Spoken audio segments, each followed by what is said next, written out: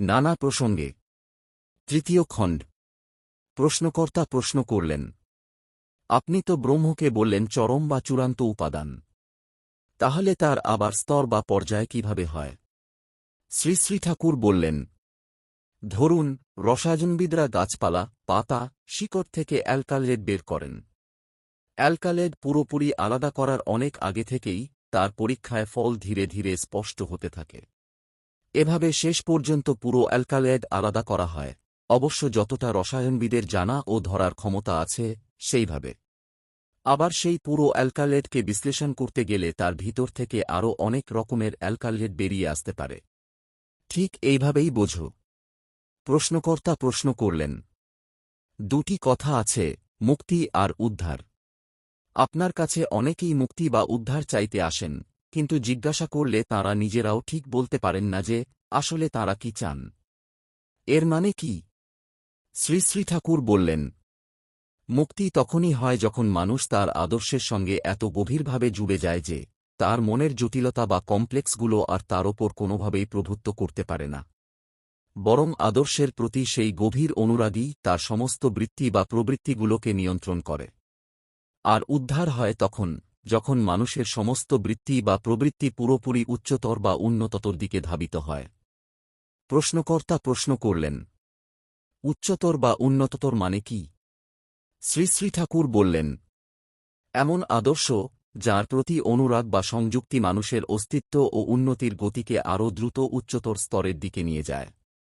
প্রশ্নকর্তা প্রশ্ন করলেন, ছেলেবেলা থেকে বোধোদয় পড়তে পড়তে শুনে আসছি ভগবান চৈতন্যময়, এর মানে কি?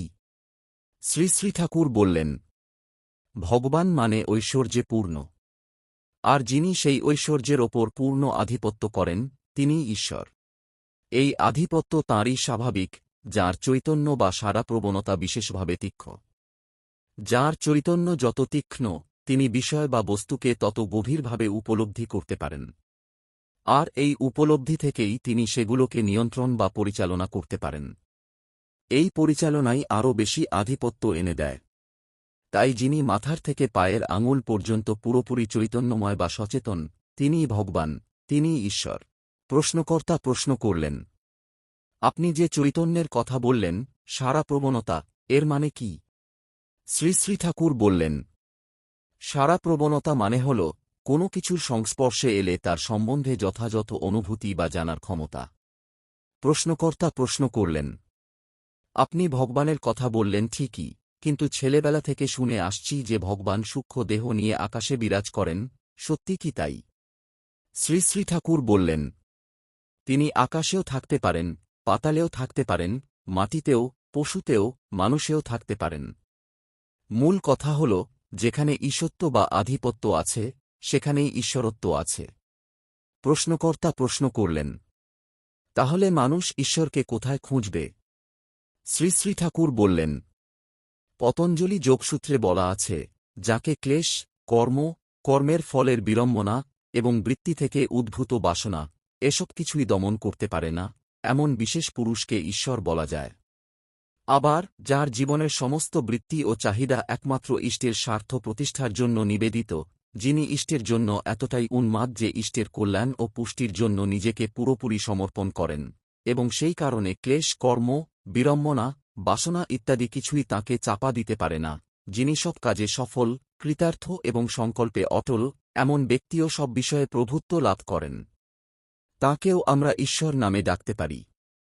প্রশ্নকর্তা প্রশ্ন করলেন, শাস্ত্রে বলে ঈশ্বর সর্বশক্তিমান, সর্বজ্ঞ, সর্বদর্শী, এর মানে কি? আমি তো কিছুই বুঝতে পারি না। শ্রী শ্রী ঠাকুর বললেন, তাহলে এভাবে বুঝুন, যিনি নিজের ভূত, প্রকৃতির উপাদান বা বিষয়ের ওপর পূর্ণ আধিপত্য করতে পারেন, তিনিই সেই সব বিষয় সম্বন্ধে সবচেয়ে ভালোভাবে জানেন, সবচেয়ে ভালোভাবে দেখেন এবং আধিপত্যের কারণে সৃষ্টি, স্থিতি ও লয় করতে পারেন। প্রশ্নকর্তা প্রশ্ন করলেন, ব্রহ্ম কি তাহলে বিজ্ঞানের সত্যের মতো? যেমন আগে অ্যাটম আবিষ্কার হল, তারপর ইলেকট্রন, তারপর আরও ছোট কণা, এইভাবে ক্রমশ গভীরে যাওয়া। শ্রী শ্রী ঠাকুর বললেন, ব্রহ্ম কি বিজ্ঞানের সত্য নয়? ঋষিরা তো এই ব্রহ্মজ্ঞানকেই বিজ্ঞান নাম দিয়েছিলেন। প্রশ্নকর্তা প্রশ্ন করলেন, তাহলে বিজ্ঞানের সত্য আর আধ্যাত্মিক সত্যের মধ্যে কি কোনো তফাৎ নেই? আমরা তো শুনি ধর্ম আর বিজ্ঞানের মধ্যে চিরকালের বিরোধ। শ্রী শ্রী ঠাকুর বললেন, আধ্যাত্মিক সত্য বলতে আমি বুঝি সেই চিরন্তন, চলমান ও বিকশিত নীতি বা সত্তা, যার দ্বারা সবকিছু বেড়ে উঠেছে, আছে এবং চলছে। মানুষ যেভাবেই জানুক, দর্শনের মাধ্যমে হোক, বিজ্ঞানের মাধ্যমে হোক, বা যে কোনো উপায়ে হোক, আসলে সেই একই সত্তাকেই জানতে হয়। ওটাকে বাদ দিলে আর কি জানবে, কে জানবে? তাই বিজ্ঞানের সত্য আর আধ্যাত্মিক সত্যের মধ্যে কোনো তফাৎ নেই, বরং আধ্যাত্মিক সত্য আমার কাছে আরও পূর্ণ ও সম্পূর্ণ মনে হয়। বিজ্ঞানে আমরা যন্ত্রের সাহায্যে বা বিশ্লেষণের মাধ্যমে সত্যকে খণ্ড খণ্ড করে দেখি। এতে অনেক আন্তঃসম্পর্কিত সত্য চোখ এড়িয়ে যায়। কিন্তু আধ্যাত্মিক পথে মানুষ নিজের শরীর মনকে সঠিকভাবে স্পর্শকাতর ও গ্রহণক্ষম করে তোলে। এর ফলে জীবন্ত ও বর্ধনশীল সত্যকে সরাসরি অনুভব ও সংবেদনের মাধ্যমে দেখতে পায়। এই জানার গভীরতা ও মূল্য অনেক বেশি। তবে এটা বলছি না যে বিজ্ঞানের জ্ঞান শুধু অপচয় বা বদহজম। একমাত্র একটাই উপায়ে জানতে হবে, এমন কথাও নয়। জানার যত রকম উপায় আছে, সবগুলোকে একত্র করে যেখানে অনুসন্ধান শুরু হয়েছে, সেখানেই জ্ঞানের পূর্ণতা ও নির্ভুলতা সবচেয়ে উজ্জ্বলভাবে প্রকাশ পাবে, এতে সন্দেহ কি? ঋষিরাও তো তাঁদের সময়ের সব জানার উপায় গ্রহণ করেছিলেন এবং ব্যবহারও করেছিলেন। যা কিছু আছে, বাড়ে, তার স্বাভাবিক ধর্মকে কেউই উপেক্ষা করতে পারেন না, বিজ্ঞানী হন বা না হন। তাই যাঁরা বলেন ধর্ম আর বিজ্ঞানের মধ্যে চিরবিরোধ, তাদের আমি হামবড়া, অহংকারী, একগুঁয়ে ও অজ্ঞ বলেই মনে করি। আপনারা কি বলেন? প্রশ্নকর্তা প্রশ্ন করলেন। তাহলে একটা কথা, ব্রহ্ম আর ঈশ্বরের সম্পর্ক কি? ঈশ্বরও তো ব্রহ্ম বা আত্মা, নিশ্চয়ই। আপনি তো বলেন, যখন সবকিছুতে ইষ্টের উদ্ভাস ঘটতে থাকে, তখন থেকেই ব্রহ্ম জ্ঞান শুরু হয়।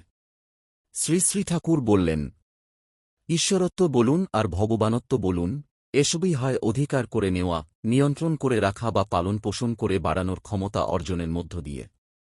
তার মানে হল, দর্শনের মাধ্যমে জ্ঞান লাভ করে, পালন পোষণের কাজে জীবনের বৃদ্ধির জন্য তা অপরিহার্য করে তোলা। কথা হল এই অর্জনের মাধ্যমে জ্ঞানকে স্বভাবের অবিচ্ছেদ্য অংশ করে নেওয়া, যাতে সেই জ্ঞানের প্রভু হয়ে, প্রয়োজনমতো তা সত্তার উন্নতিকর কাজে আর উপভোগে স্বেচ্ছায় ব্যবহার করা যায়। আর ব্রহ্ম, আত্মা ইত্যাদি হল অনুভবের মাধ্যমে বোঝা যায় এমন জিনিস, যা বিস্তারিত জানলে, যা কিছু জানা যায়, তা স্বেচ্ছায় নিয়ন্ত্রণ করে আধিপত্য লাভ করে ঈশ্বরত্বে পৌঁছে, ঐশ্বর্যপূর্ণ বা ভগবত্তায় উন্নীত হওয়া, এটাই তো ব্যাপারটা। মনে করুন, আপনি আপনার ইষ্টের প্রতি এতটাই অটুট আর প্রাণপণভাবে আকৃষ্ট ও আগ্রহী যে, তাঁকে তুষ্ট করতে, পুষ্ট করতে আর তাঁর ইচ্ছাগুলো পূরণ করতে আপনি এত উদ্দীপ্ত, যাতে দুনিয়ার প্রত্যেকটা জিনিস যা আপনার ইন্দ্রিয়ের গোচরে আসছে, সবকিছুকে যথার্থভাবে বিশ্লেষণ করে, নিয়ন্ত্রণ করে, সামঞ্জস্য ও সমাধানের মাধ্যমে আপনার ইষ্টকে, যাকে আপনি সবচেয়ে প্রিয় মনে করেন, পূর্ণতা না দিয়ে আপনি থাকতে পারেন না। এই চেষ্টা থেকেই দুনিয়ার প্রতিটি জিনিসকে আপনি গভীরভাবে বোঝার চেষ্টা করেন, বিচার বিবেচনা করে নিয়ন্ত্রণে আনেন এবং ইষ্টের অনুকূলে তৃপ্তিদায়কভাবে পূরণ করেন, পোষণ করেন। এভাবেই আপনি ইষ্টকে ক্রমাগত বর্ধনশীল করে তুলছেন, আর এটাই আপনার সুখ, তৃপ্তি, আনন্দ এবং স্বার্থ। এই কাজ করতে গিয়েই আপনার বাস্তব জ্ঞান বাড়তে থাকে, যাতে আপনি জগতের বস্তুগুলোকে যথাযথভাবে নিয়ন্ত্রণ করতে পারেন। এই প্রক্রিয়ার মধ্য দিয়েই ধীরে ধীরে আপনি ব্রহ্ম ও আত্মার অনুভূতিতে পৌঁছে যান। যখন আপনি জগতের প্রতিটি জিনিসকে ইষ্টের স্বার্থ, পুষ্টি ও প্রতিষ্ঠার আকুল চাহিদার দৃষ্টিতে দেখতে শুরু করেন, নিয়ন্ত্রণ করেন, সামঞ্জস্যে এনে ইষ্টের বৃদ্ধি ও পুষ্টি সাধন করেন, তখন প্রতিটি জিনিস আপনার চেতনাকে সাড়া দিতে থাকে। এই সাড়ার প্রতিটি থেকে আপনার অন্তরে সর্বক্ষণ ইষ্টের স্ফূর্তি জাগতে থাকে। এই ইষ্টস্ফূর্তি আবার ধীরে ধীরে বৈরাগ্যের ভাব জাগায় এবং প্রয়োজন অনুসারে ইষ্টের নিয়ন্ত্রণের চেষ্টায় আপনাকে চালিত করে। এর মধ্য দিয়েই আপনার কর্ম ও জ্ঞান ক্রমশ এক বৃহৎ একত্বে পরিণত হয়, এবং সেখান থেকেই শুরু হয় ব্রহ্ম বা বৃহত্তর সত্তার অনুভূতি। যখন এতে আপনার বিশেষ আয়ত্ত বা অধিকার জন্মায়, তখন এই জ্ঞানের মাধ্যমে যা কিছু প্রয়োজন, তা কর্মে পরিচালনার সামর্থ্য আপনি স্বাভাবিকভাবেই লাভ করেন, যেমন দৃষ্টিশক্তি বা কর্মশক্তি। এগুলো এতটাই অভ্যাসে পরিণত হয়েছে যে আপনি এদেরকে আর আলাদা শক্তি বলে মনে করেন না। এটা একটা স্বাভাবিক সহজাত উন্মোচন, যার প্রতীক সেই শুদ্ধ চৈতন্য বা ক্ষরক্ষরের অতীত ঈশ্বর, পুরুষোত্তম। তিনি ক্ষর অক্ষর ও উভয়ের অতীত হলেও ঘন বিগ্রহে নরাকারে অবস্থান করেন, যেমন গড়দেশন বা সচ্চিদানন্দ বিগ্রহ। প্রশ্নকর্তা প্রশ্ন করলেন, শাস্ত্রে বলে ঈশ্বর অনাদি অনন্ত, এর মানে কি? শ্রী শ্রী ঠাকুর বললেন, ধরুন ঈশ্বর যিনিই হন, যার চেতনা আগে যেভাবে বলা হয়েছে সেই রকম, তিনি তো সবকিছুকেই অনাদি অনন্ত এবং নিত্য বলে জানেন। সবকিছু সর্বব্যাপী, অচল, অপরিবর্তনশীল এবং সনাতন। আর এর মধ্যে তিনি নিজেও বাদ পড়েন না। প্রশ্নকর্তা প্রশ্ন করলেন, আবার শুনে আসছি ব্রহ্ম নিরাকার, নির্বিকার, নির্গুণ, এর মানে কি? শ্রী শ্রী ঠাকুর বললেন, ব্রহ্ম হলেন সেই সাধারণ উপাদান, যিনি বা যা সবকিছু হয়ে আছেন। তাই তিনি স্বাভাবিকভাবেই সমস্ত গুণের ঊর্ধ্বে, কারণ সমস্ত গুণই তাঁর মধ্যে রয়েছে। যিনি সবকিছু হয়েও ঠিক সেই রকমই আছেন, তিনি তো নির্বিকার।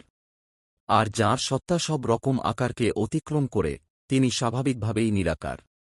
প্রশ্নকর্তা প্রশ্ন করলেন, ব্রহ্মকে অবাঙ্মনসগোচরম বলা হয় কেন? তাহলে জীবের সেই ব্রহ্ম দিয়ে কি প্রয়োজন? শ্রী শ্রী ঠাকুর বললেন, অবাঙ্মনসগোচরম মানে বাক্য দিয়ে তাকে প্রকাশ করা যায় না, কারণ তাঁর সমকক্ষ কিছু নেই। আর মন তো বৃত্তি থেকে জন্ম নেয়, চারপাশের জিনিসের সংঘাতে তার অস্তিত্ব, সেই মন তাকে কি করে গ্রহণ করবে? প্রশ্নকর্তা প্রশ্ন করলেন, মানুষ ভগবানকে পেতে চায় কেন? পায় কিভাবে? আর পেলে তার কি লাভ হয়? শ্রী শ্রী ঠাকুর বললেন, মানুষ মরতে চায় না। সে চায় নিজের অস্তিত্ব চিরকাল বেড়ে চলুক, অর্থাৎ সে চায় নিত্য উন্নতি বা এটার্নাল বিকামিং।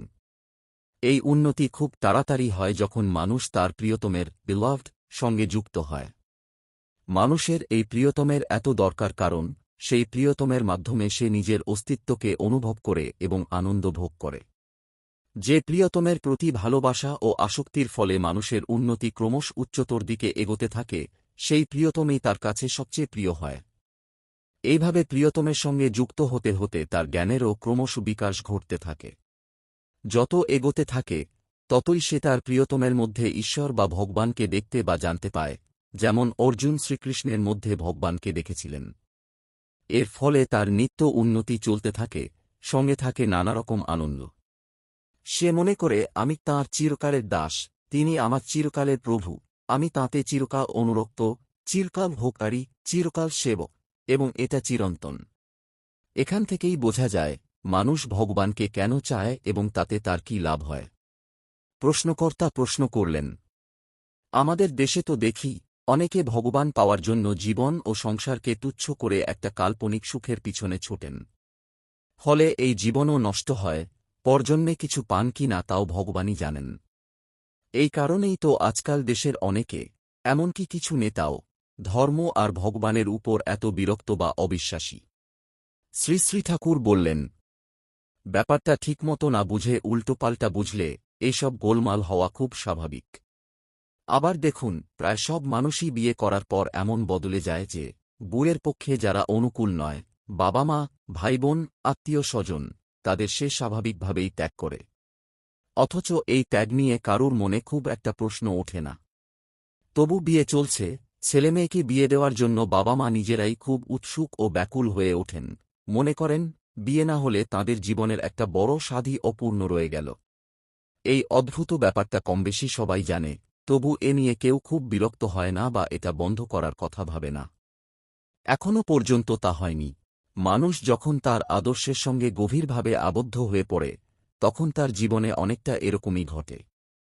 সে পুরো মন দিয়ে সেই আদর্শকে আঁকড়ে ধরে রাখে এবং নিজের সমস্ত জগৎ দিয়ে তাকে পূজা করতে চায়। কিন্তু এই তীব্র আকাঙ্ক্ষার মধ্যে দিয়েই তার চারপাশের জগতের সঙ্গে দ্বন্দ্ব, সংঘর্ষ আর কাড়াকাড়ি শুরু হয়।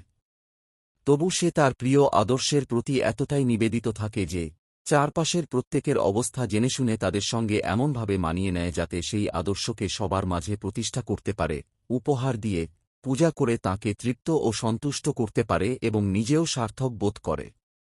আর এই প্রক্রিয়ার মধ্যে দিয়েই তার জ্ঞান ক্রমশ খুলতে থাকে, বাড়তে থাকে। যত এটা ঘটে, ততই সে চারপাশের জগতে সেই আদর্শের প্রভাব ছড়িয়ে দিতে থাকে।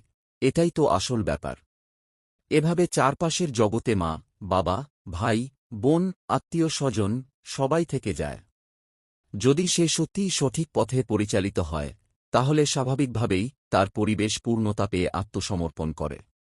তাহলে এটা কি সাধারণ বিয়ে বা সম্পর্কের চেয়ে অনেক উচ্চতর নয়? আর ধর্ম হল সেই কর্ম, চলা ও কথা, যা মানুষের বেঁচে থাকা এবং বেড়ে ওঠাকে ধরে রেখে উপরের দিকে উন্নতির পথে গতি বাড়ায়। মানুষ যদি সত্যি এটাই চায়, উন্নতি যদি তার কাছে সবচেয়ে প্রিয় হয়, তাহলে এই কর্ম, চলা ও কথাকে উপেক্ষা করে কিছুতেই সে তা পাবে না। তাই ধর্মকে অগ্রাহ্য করলে জীবন ও বৃদ্ধি কখনোই লাভ করা যাবে না। ধর্মের উপর রাগ করা বা তাকে উপেক্ষা করা মানেই জীবন ও উন্নতিকে উপেক্ষা করা। না বুঝে যদি কেউ মূর্খতা করে, তাহলে সেই মূর্খতার ফল ভোগ করবে সে নিজে ছাড়া আর কে?